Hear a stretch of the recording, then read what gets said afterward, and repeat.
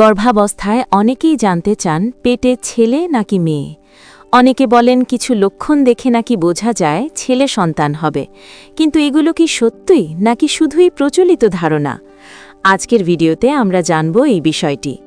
পেটের আকার নিচের দিকে হলে অনেকে মনে করেন যদি পেট নিচের দিকে ঝুলে থাকে তাহলে ছেলে সন্তান হতে পারে, তবে ডাক্তারদের মতে এটি শরীরের গঠন ও পেশির উপর নির্ভর করে।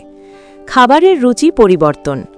লবণাক্ত বা ঝাল খাবার বেশি খেতে ইচ্ছা করলে অনেকে বলেন ছেলে হবে, আসলে এটি হরমোনের পরিবর্তনের কারণে হয়। বমি কম হওয়া। ধারণা আছে ছেলে সন্তান হলে বমি কম হয়, কিন্তু বাস্তবে বমি হওয়া বা না হওয়া সম্পূর্ণ ব্যক্তিভেদে ভিন্ন। ত্বকের পরিবর্তন। অনেকে বলেন মুখের সৌন্দর্য ঠিক থাকলে ছেলে সন্তান হয়, এটা একেবারেই বৈজ্ঞানিকভাবে প্রমাণিত নয়। হৃদস্পন্দন কম হলে।